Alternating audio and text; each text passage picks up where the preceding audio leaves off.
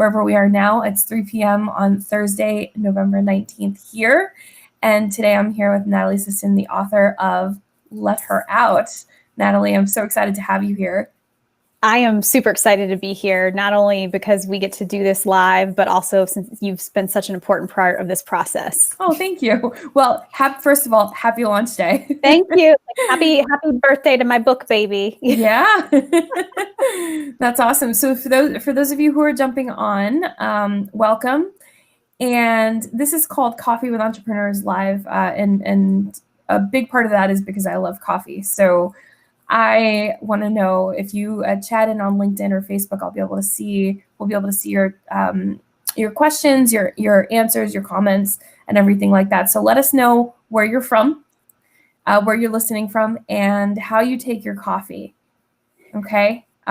So this morning I had a little bit of a guilty pleasure. I had a gingerbread coffee from Dunkin' Donuts. So it is that time of year now. That sounds good. How do you take your coffee? I'm not a big coffee person. I cut out caffeine a couple years ago. Oh my gosh. Oh, that's awesome. Yeah, but I do every morning. Here's how I make I do have coffee though, decaf every morning, but here's how I do it. I make it in my Keurig, and then I pour it over ice, and I put in almond milk, and I add chocolate protein powder, fiber powder, peanut butter powder, and like a mocha powder, and that's my breakfast. So wow. I know, it's when I worked with a health coach, she's like, what is this thing you make every morning? And I was prepared for her to be like, yeah, you shouldn't do that. She's like, no, it looks really great. I'm like, yeah, awesome. Wow. That. Wow. So what was cutting out caffeine like? You definitely had those few days of like, oh my God, splitting headache. But honestly, it got so much better after that, because I was always getting the 3 p.m. headache that could only be solved by having more coffee or caffeine of some sort. So now I just have to be really careful. And actually this ties to the book. This is a funny one. So I have to be really careful when I drink caffeine now. Like if my husband gets a Coke when we're out to dinner, I'll like have a little sips, because you just got to have that taste every once in a while. Right. But I was the day I actually finished the book, I drank an entire Diet Pepsi, and I don't remember the last time I drank an entire pop. Mm-hmm. Pop is what we call it here in Ohio. And that night, so I'm finishing my book, and I'm like, this is amazing. This is so good. And I was just like revved up, and I could not fall asleep. And I was like, can I not fall asleep because the book's finished? Or I was like, oh, because I had that Diet Pepsi. Yep. Yeah, that was for sure. So you call it pop? Yeah, we call it pop. Okay. One of my housemates is from Buffalo, and she says pop, and it's like a big contentious thing in our apartment. Yeah, potato, it's pop. Yeah. Cool. Well, I am just gonna quickly check on my LinkedIn to make sure we are good and working, and then we'll get talking about your book. Sweet. Let's do it. Cool. So we are officially live. Great. And Julie says hello. Hi, Julie. Let us know where you're from. Let us know how you take your coffee, or if you don't drink coffee, how you start your day. So it's not a requirement to drink coffee to be here. Yeah, Julie takes her coffee very special too. So you better share it, Julie. Oh, she said dinner or supper. Well, I say dinner. Do you say supper? That's a good question. I'm not frozen up on you, am I? No, you just came back. Okay, there we go. Mm-hmm. So supper is the meal you eat in your house. Dinner is the meal you eat at a restaurant. Oh, wow. I never knew that. I never knew that was the distinction. Yeah. Oh, wow. Well, so first of all, again, happy launch day. I'm so excited for you. I'm totally multitasking because I'm trying to do this whole live thing for the first time, and I just figured out how to post it to my LinkedIn. So, oh, awesome! Boom! Look at that, got it done. It's like, I've never done this before. I'm not a big into the. I mean, I love my videos, but I just have not gotten into the live game. So, thanks for pushing my comfort zone. Yeah, absolutely. It's I'm really glad you were able to do this today, and I've never interviewed an author on launch day. So this is really exciting. No pressure. Jeez. So Julie says coffee, decaf peppermint mocha, extra hot from Starbucks, decaf with cream and sugar. Wow. That sounds amazing. Yeah. And usually some kind of decadent cookie to go with it. You know? Yeah. Got to have the Starbucks cookie. So let her out. What gave you the idea to write it? And I know you've been writing it for some time. So tell us a little bit about that. Yeah, it's a meandering story depending on what kind of entry point you pick. So I'll just pick one entry part, and we'll probably hit on others. But I came up with the idea last year as actually a TEDx submission because there was a women's TEDx coming to my town for the very first time, and I had just come across the box of diaries I have kept since I was 8. So from 8 until 25, like I wrote very regularly, and I found them, and I was like, oh my gosh, this would be a really amazing TED Talk for this women's event. Yeah. And so I created a video, and it's funny because Julie, who's on here with us, is the one who actually recorded the video for me. She was my audience of one. So she is totally in this from the beginning. And then, I really thought that was going to be my TED Talk because I've been trying for a while, and I did not get the TED Talk because I know you very much know it's a process, right? Yeah, it is. So the more I thought about that idea, though, and I was actually in New York City, probably when I met you in person this time last year. And one of the organizations that I speak for pretty regularly here in Columbus, Ohio, was doing their call for submissions for their annual conference. And I was like, oh, I should submit that TED Talk idea to them. So I quickly, like in a hotel lobby, did it with my phone, and it got accepted. And then I pitched it to 2 more groups to be a keynote type speech. And they're like, oh, this sounds amazing. Yeah. And so, you pitch that stuff on a paragraph of an idea, and that's all I had at the time. And then all the keynotes got canceled as we moved into COVID. So I was like, well, I could either just table this and not even worry about it because all I have is a paragraph, or I can keep going. And so I just started diving into my diaries, and I said, holy cow, this is my book. And here we are. Not too long after that. It's a year ago is when the idea hit, and then really the writing started in April. Wow. So that's really fast. That's a really fast process. That's amazing.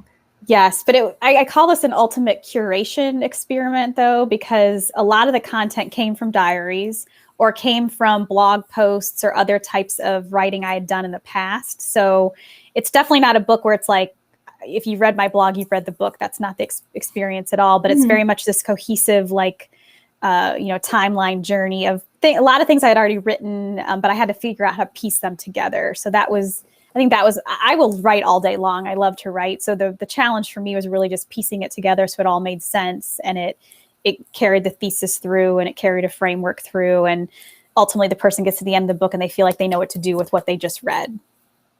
That's fantastic. And it's funny because, it started as a TED idea, and it ended up being a keynote, which I love that because keynotes tend to be more analogous to books because they're big, right? Yeah. So, and having of course read some of it now and worked with different parts of the book, you really have a lot of big thoughts in there, right? A lot of big ideas, which if you're working with your diary from when you were 8 years old, that's the time when you have big ideas. It is. And that's what I realized when I was reading the diary is that, holy cow, we need more 8-year-old versions of ourselves out in the world walking around before she's been beat down by society or other people or our own inner thoughts. Like that's who we need to hear from more. Right. So what was 8-year-old Natalie like then? Oh my gosh. 8-year-old Natalie was, well, I'll actually tell you because I have it in the preface of the book. And then I can see if I can come up with other things off the top of my head. So here's what I said. Here's how I remember my 8-year-old self. Knobby knees, bowl cut hair, always with the bowl cut hair, clear voice, bright eyes, spunky personality, unending curiosity, limitless imagination, unshaken confidence, and endless compassion. So I was a serious kid, but I was also like funny, like just really just would do silly stuff. And that's what I see when I look at the pictures. I don't see the serious side of me. I see that kid who just liked to laugh and liked to have other people laughing around me. That's awesome. And So in terms of where you were at 8, and you said something that I think a lot of us experience, which is that society kind of beats you down and you become an adult and everything like that. Where were you before you started writing the book? Say more about your question. In terms of how much had changed. Oh, I see. Yeah. Gosh, I think for me it was like and as I think about the book, I reread the whole thing this morning just to get myself in the space of like, I'm not recommending people read it in a day though. I'm like, this is not a binge book. This is like a bit by bit kind of book. Yeah. So it's like, if you start here and you're 8 and you're like the world and you're standing on top of the mountain, I pretty much stayed there like probably through high school. And then I went to college, and I think I went back up in college because I proved you can be a small fish and make a big splash in a big pond. And then I moved to California after graduation. I think that was the point at which I started probably having more of those moments of imposter syndrome. I was living in Silicon Valley. I was working at Stanford, and here I am, I have a state college. I went to the Ohio State University. So I'm already telling myself I'm not smart enough. I shouldn't be here. Like, who am I to fill in the blank? Loved my job, had a great experience there. My husband was in grad school at the time, but we hung with just all these crazy, wicked, smart people all the time. Mm-hmm. And I just convinced myself, like, I'm not one of them. Although people around me saw it, I just couldn't. And then I went back to business school after being in California. And I think business school was an interesting time for me because I'm not a nonprofit experience, the state degree, and I worked in alumni relations. So I never took economics. Actually, I did as a freshman, and I about failed. Like, that was the only thing I almost failed in my life. Never taken calculus ever in my life. I don't know what a derivative is. Like, all these things that I had never done before. And I just told myself, like, oh, coming into business school, like, you can't, you won't, blah, blah, blah. And for the first year, like, I beat myself up. And so I feel like that was probably a real low point. But then my second year, I graduated, I did really well. I got awesome job offers. And then I was definitely back up, had my kids. And then, as a new mother, you're kind of like, okay, I got to put everybody else first. And I started to come back down. Yeah. Mm-hmm. And I think writing the book, I'm definitely back closer to that peak of the mountain because I've done all the work that I prescribe in the book. So it's definitely been this hilly journey, and it's very clear to me looking back where those peaks and valleys came in. And I think for people who read the book, that's going to be really exciting, is for them to like think through their own peaks and valleys of when was she fully out and when did she start taking the back seat. Love it. Love it. So you did something that I think will forever be known as like a really crazy thing, but also really awesome. And you quit your job in the middle of a pandemic. I did. Wow. So yeah, I had big plans this time last year. So pretty much this time last year in New York City, when I was with the Recognized Expert Group, which is how we know one another, I like formed my plan with that group. I'm like, here's an amazing group of people, great, amazing humans who are wonderful people, but they're also kicking butt in their careers, which, very similar to the work I do, coaching, consulting, that type of thing.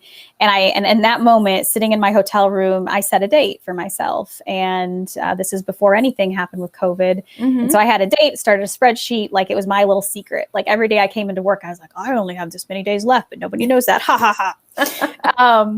And then our governor shuts the state down and blows my plans to bits. So I really thought for a while, like, this is just not going to happen in 2020. I will stay here and I will be a good leader and I will do things. And then, one night I was just, my business kept building, like my side business kept building even when the pandemic hit. It was actually growing faster because people were realizing, like, I actually want to work on myself. And then one night I was like, who does quit their job in the middle of a pandemic? And it's someone whose dreams are bigger than her fears. And once that statement hit my head, I was like, yeah, it's happening. And from there, like, everything has fallen into place. The work's been there for me to keep myself sustained and fulfilled from a professional setting. And it gave me the freedom to write this book and really produce the book. That's, I think, what it's felt like to me. It's not so much the writing, but this whole thing is a production. Yeah. I told someone, I said, it feels like an election, to be quite honest with you. Today's my election day, and people are voting with their 99 cents on Amazon right now if they want to get the Kindle, right? And so, but I hope I deliver on all my promises at the end and that kind of thing. But yeah, so yes, I quit my job in the middle of a global pandemic. I actually know a handful of other people who have done the same thing. And I'm like, gosh, if I can do something now, I can do it anytime. That's fantastic. You know, it's funny. When I quit my job, I did not have a corporate job, right? I did not have a cushy anything. I was, you know, barely scraping by over here. And so quitting my job was like, I almost had nothing to lose. So when I hear these stories of people, you know, you were a leader in a corporate setting, right? And when I hear that people leave their jobs and become entrepreneurs, I just have the utmost respect for them. Well, thank you. And it was a long time coming. Like I knew it would happen, but I don't think any day is what I expect it to be. So that's the funny part, is you create these visions and you create these ideas. And I think the high level stuff is all happening, and it's the day-to-day details. And I'm like, didn't expect my day to go like that. Or thought I'd be like sipping coffee on the couch, you know, catching the morning show every day or something. It's like, no, I still work pretty hard every single day. Yep. Because you work harder on your own baby than anybody else's. Absolutely. And Cindy Young says, I voted for you today. Thank you. So yeah, people, I get the impression that people already love the book, which is awesome. I know, and that hasn't sunk in for me as much, because I'm like, oh gosh, people are now going to read the book. Because it's one thing to say you write a book. It's another thing to put a book out. It's another thing to feel like you're really proud of your book. And I am really proud of this. I feel like it's night and day from where the first draft was to where it ended up. So that tells me it went through a process. And then every time I reread it, it doesn't bore me. And I pick up another idea, or it gives me another thought of what the other tentacles of this book might be. It's fantastic. So did your plans change at all when it came to COVID? Like, did your leave date change or anything like that? Yeah, my leave date did change. I was planning to leave in April. That was my initial thought, which would have meant I would have resigned mid-March, which was obviously when our whole world went sideways. So I instead stuck around through June.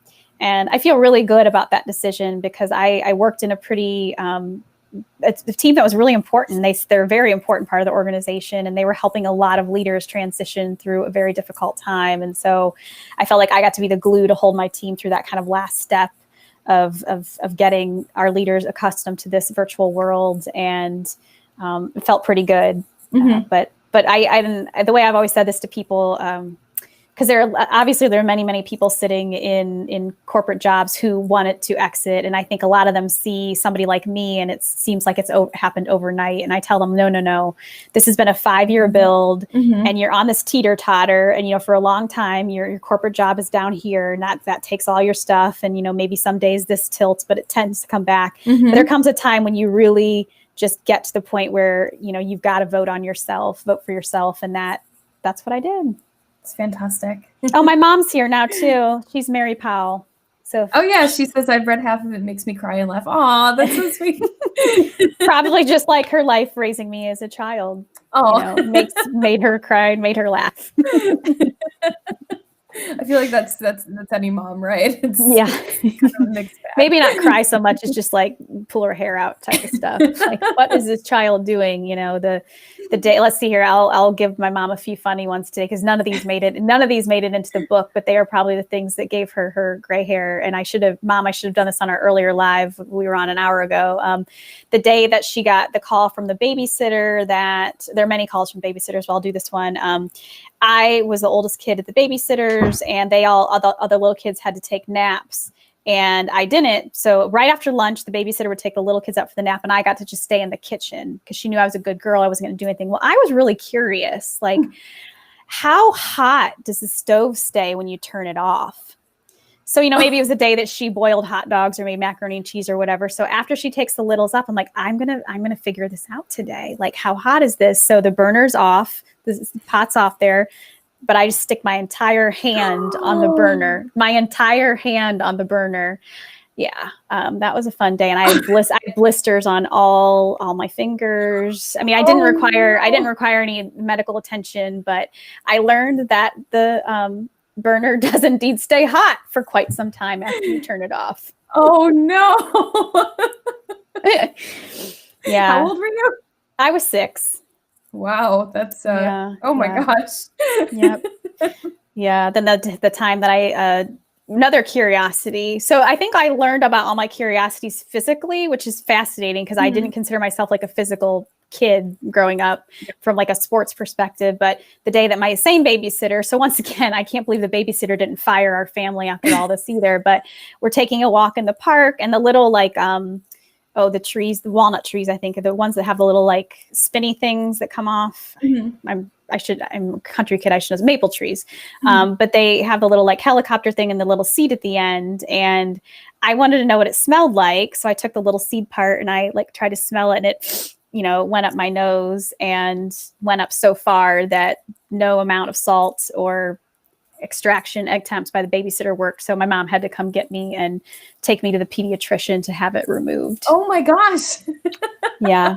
Which we laugh at because my youngest daughter, who has a lot of these same traits, when she was 3, shoved an edamame up her nose. Oh my and gosh. the same experience happened. We had to go take her to the urgent care to have that removed. Wow. That's an oddly similar thing. Yeah. And I, it's one of those calls that I made to my mom from the parking lot of the urgent care. I'm like, okay, I'm going to tell you something and you just have to promise not to laugh. And I explained to her what was happening. Apple tree, Yeah, exactly. Julie says Natalie was our fearless leader, charting a way through a new way of working from home for our leaders and teams. Oh, that's awesome. And we're making Cindy laugh. This is amazing. It's worth it. It's so worth it. This is definitely the most the most childhood stories I've heard on a live. So this is great. Yeah, I mean that's what this book's all about. It's like dig into that stuff because and if you think about it, Marie, like that's the curiosity as adults we leave behind because we know not to put our hand on the hot stove. We know not to shove the thing up our nose. So it's like we have to figure out what the equivalent of it in adulthood is to like test the boundaries. Right. Yeah. I love that. Miriam says, my dad is a pediatrician and that kind of thing happens all the time. Kids putting things. Yeah. I guess we can be glad that like ERs don't have a bunch of adults coming in with that because then we would have a problem, Right. Also, when you have to pay for your own healthcare, it's true. That's true. Well, yeah. I mean, I still tell my daughter every time because she's the recurrent urgent care person and it's $300 straight up when you step your foot in there. And and so I'm like, okay, it's the $300 edamame. Like, there you go. Well, it's good. She's a curious kid too. She is. Yeah. It's great. Maybe she'll grow up to be an entrepreneur as well. She'll be something. She has a little, she picked something out at Home Goods store a couple years ago and it said, "Wake me when I'm CEO." And it's like this little water-filled thing with glitter in it. And she wanted it because it's glittery and pretty. And I just chuckled because I'm like, yeah, you may have that. I will buy that for you because someday you'll know what that messaging means. Right. Nice. So how did your mindset have to change to be able to go from working a corporate job to quitting in the middle of COVID?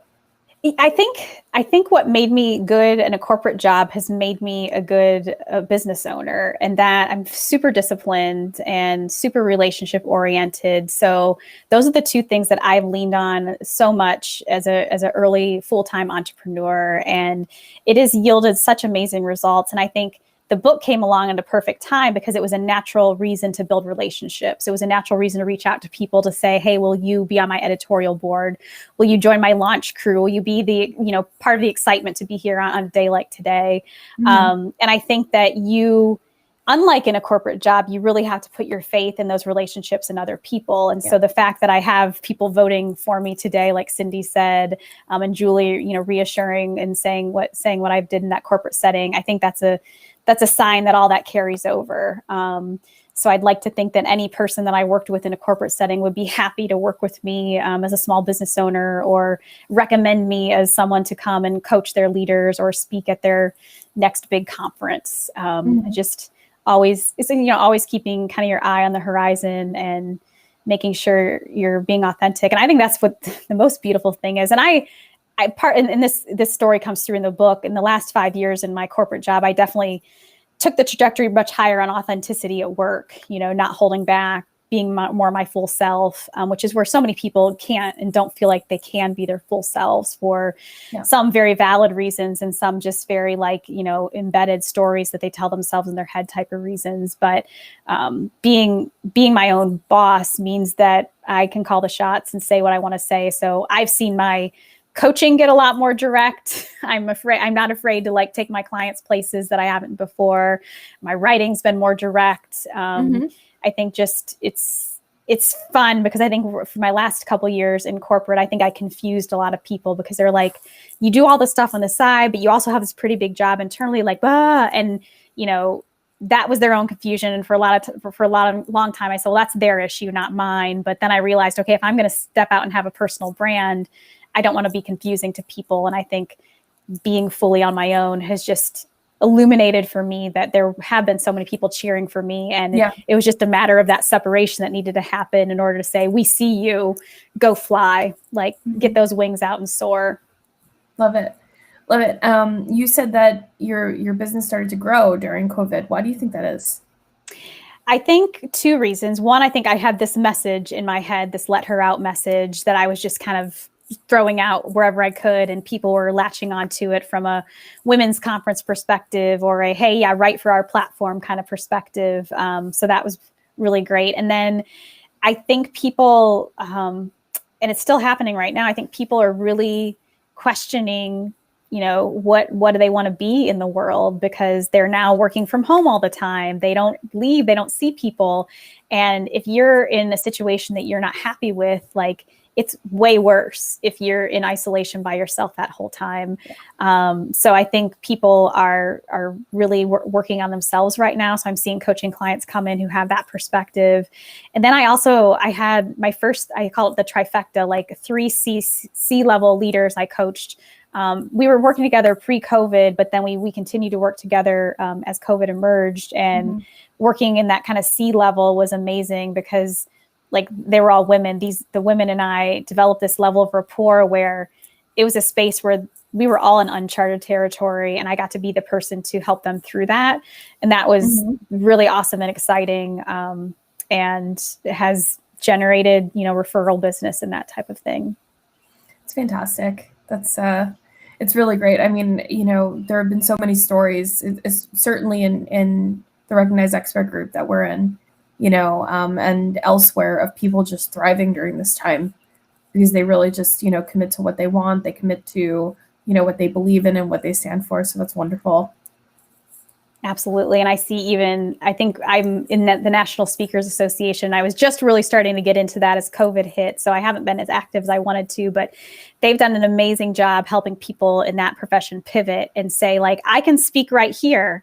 And honestly, Marie, like I've delivered many seminars from this seat. Like, this is what people know of me. Like, this is, someday I want to just take people on a tour of my house so they don't feel like this is some sort of weird stage set. Like, no, there are actually dirty dishes in the kitchen and, half folded laundry and whatnot, and papers strewn all over the place. So this is my little curated space, but I can deliver as powerful a message here as I could on stage. Granted, I'd rather be on the stage with people, and we'll get back there. But for now, we work with what we have. And I think the pivot has been essential right now.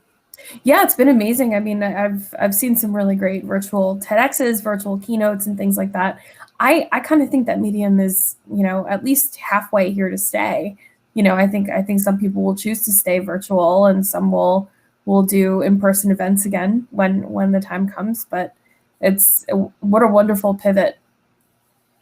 Absolutely. And I've heard even a lot of companies say, or a handful of companies say, we used to rely on conferences for our staff to get trained and get their development. So it's sort of like hand each staff member a couple $1,000s to get themselves to a conference every year. And, for that person, it's fun because they get to go someplace and see people and, get the learning.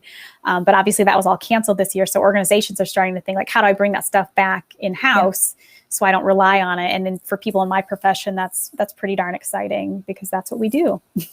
Yeah, that's awesome. So who is your book for? I know it's Let Her Out, but I know it could also be for the, Let Him Out people out there, you know? And I would say that today we're like not 50-50. It's definitely more women have purchased than men. And by no means do I have a list of who purchased. For those of you, like, Amazon does not give you that information. But I've heard from many, many men who have bought this for the sake of reading it for themselves. And I have others buying it on behalf of a daughter, a wife, a sister, that type of thing. But this book is for anyone who's felt like they've put themselves at the back of the line because of life's demands and little hands, as I call it, you know, whether you're a parent or just have other people who need you for caretaking purposes. And it's that just person who doesn't feel like they're showing up fully in the world, and they need a different way to look at it. And so the story is my life story of lots of different points in time, and everything is met with coaching questions. So it's read a section, work through some coaching questions, read a section, work through some coaching questions. And then there's some pretty big exercises at the middle and the end for everyone to build their let her out plan. Amazing. So for those of you who are watching and listening, if you have any questions for Natalie, go ahead and type them in the chat. We'll be here for a few more minutes. So I have a question. What do you say to somebody right now who's unhappy in their lives? You know, maybe they're a mom who's home and the kids are homeschooled, and maybe they, you know, had to quit their job or go part-time because they're taking care of the kids. And, you know, this is a time that's, you know, kind of difficult for women, especially right now. What do you say to somebody like that? I say two things. One, I say give yourself some empathy and grace, because no one expected ever to be in this situation. So you're exactly right. This has disproportionately affected women. We're seeing women step out of the workforce because someone has to care for the kids, and they can't juggle it all. And you know, there's straws that break the camel's back, and they're the ones who tend to say, okay, pick me. So give yourself space and empathy and grace if that's you, to know that you will be able to get back on the path, and it might be rocky and it might not feel like a smooth sail, but you will be able to get back there. And secondly, I say, start to figure out what you need to advocate for yourself on a daily basis. And oftentimes the only person you're negotiating with is yourself. It's to say, okay, today I am going to get up 5 minutes earlier so I can get 5 minutes of activity in, or I am going to actually ask for help from people who have offered it multiple times, but I've never, you know, said I need help. Or it's talking to your partner and saying, I need you to pretend like I'm not home for this period of time every week because I really need quiet time. And that's what I think a lot of people need right now. Is I had 90 minutes home by myself last week, and I thought, it's like, what am I going to do with 90 minutes to myself? Like, no interruptions, no, you know, people needing everything. So it's just fine. And that's the message that I think the book carries. Anyone who's a coach knows, like, you got to do something every day. And if it's a micro step, even better, because that will build onto those bigger habits and things of you eventually saying, like, I'm going to vote for myself. And in order to do that, I need a whole weekend away, or I need to have a job that looks like this. And I'm going to ask my next employer for this kind of flexibility or this kind of freedom, so I can be the kind of parent I was during this time, and a really kick-ass worker. Fantastic. Julie says, Natalie, you're a natural planner. Is there something you did to wing it, and how was that for you? Oh, Julie, I wing it more than you think. And I think these kind of conversations are a perfect example. So Marie helps get me booked on podcasts. That's part of our work together. And I've started going on a lot of those in the last couple of weeks, and I wing all of those. I may listen to a few minutes of the previous episodes just to kind of understand the host, but oftentimes I don't have the time to do that because I'm not going places where I listen to a bunch of stuff right now. So anytime I'm in a conversation like this, I call it ultimate improv. Yep. And we're going to go and we're going to roll with it, because I know that whatever question I want to answer is going to just come out. So I think a lot of the dialogue I have is wing it. And, you know, Julie, like she said, used to be on my team, and we're both professional coaches. Coaching is an ultimate game of winging it, because you really can't prepare for that. Like, you have to listen intently. And I think being a coach has allowed me to be more improvisational, because you can't have everything rehearsed. Right. And that's probably been the best pivot point in my career because I loosened up a heck of a lot when I became a coach. I stopped having to feel like I had to have all the answers. One, because I knew I had to start to give other people the chance to do the work and have the answers. But even myself, I was like, I don't need to be in my head all the time. I just need to be fully present more. And I have to say that the best podcast conversations, right, are the ones that are just a conversation, right? Obviously the host has to sort of know something about, the book or whatever the case is, right? But the best conversations are the ones that are really just a conversation, right? You don't come to the table pitching your book. We're talking about your book, right? So I commend you for that, because those are the podcasts that get listened to. Yeah. And I feel like I get bored hearing myself say the same stories over and over. And I realize like if you want to build a brand, it's consistency is important, but I'm like, I can't sit here and say the same things over and over. So I'm cool if we come up with a new story. Like today, the whole hand on the stove and the seat up my nose and the edamame, like I've never shared that on any kind of broadcast before. So it's totally human. Nor did we plan it, right? No, exactly. We didn't plan anything. Yeah, exactly. So in light of that, what should I have asked you that I haven't? Oh God, that's my favorite coaching question. My goodness. You didn't know that, did you? I didn't. Gosh, I think the one question that I haven't been asked much, and I think it's because I haven't allowed myself to think about the answer much, is what's next. So today is a huge day, right? It's like build to get the book out into the world. So huge day. What's next, right? And so what's next this isn't a book, it's a movement. And I truly want, yes, I would love for this to make, I want thousands of copies sold. Yes, that is absolutely a goal. But of those thousands of copies that get sold, like I want every single person who gets it to read this and have it turn into that book that they bring with them places, because they want to revisit the questions. They want to remind themselves of the things they should be thinking about. And eventually I want the people who are reading this book to be able to form a community of support for one another as they strive to let her or him out. Mm-hmm. Amazing. I actually just thought of a question, because I was thinking about one of the quotes in your book around. I think you wrote it at age 15 or something like that, and it was this country is great, and one day women like me are going to be running it. Am I close? Very close, very close. Yeah. So, what are your thoughts about female leadership these days? Like, what trends are you seeing? Yeah, I'm increasingly optimistic about female leadership. Obviously, with Kamala Harris being elected as vice president, that is just a huge symbol of, if nothing, I mean, it'll mean way more than that, but it's awesome for symbolism. I think over the past few weeks, even we've seen more women named to CE roles in the Fortune 500. I think so I think those are all good things, but I think to your earlier point, we're also seeing this backslide because of the pandemic with women taking themselves out of the workforce. So we're going to be in a really interesting place coming forward in terms of women in very, very high places of power, but also women who are feeling completely disempowered. Yep. So yes, those are some of the women who are pulling out of the workforce, but it's also the people who are suffering with systemic racism, discrimination, health issues right now. Women are the rock. So they're the ones who are ultimately going to fall under whatever system isn't supporting it from above. And I think just every single day we need to ask ourselves again, what am I doing to make this better? And one of the things I say in my book is like, it's one thing to post pro this, anti that on your social media feed. It's another thing to actually get out there and do something about it.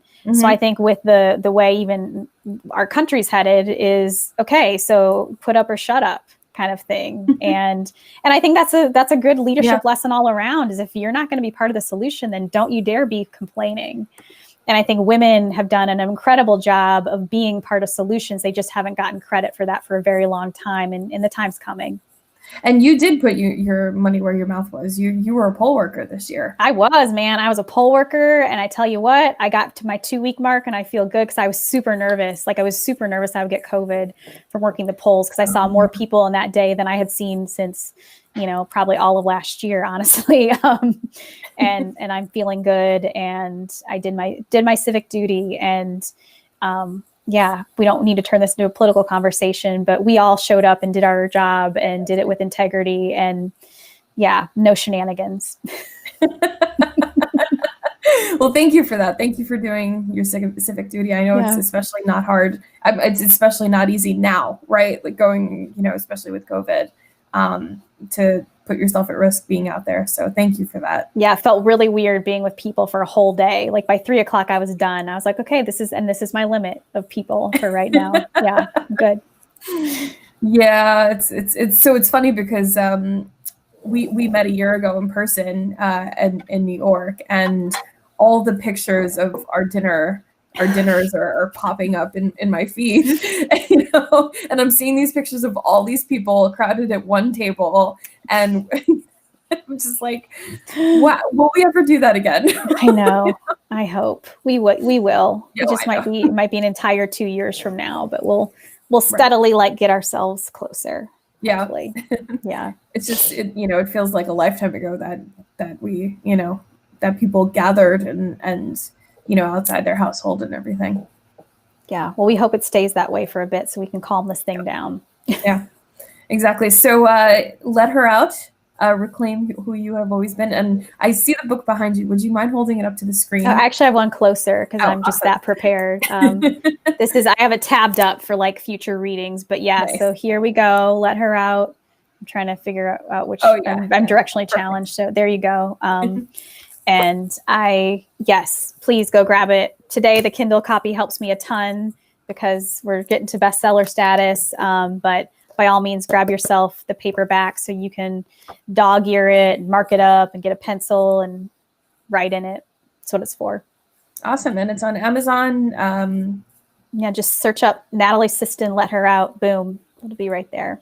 I tell people I'm like the easiest person to find because no one else has my name. You're the only Natalie Siston. There's a Natalie Siston who's written a book. I learned that today on Instagram or on Amazon, but Siston. We'll get you there. Awesome. Well, thank you so much for joining me. I'm so excited for your book, and congratulations on a successful launch. Absolutely. It's been great to partner with you in this, Marie. Thanks for having me today. Thank you.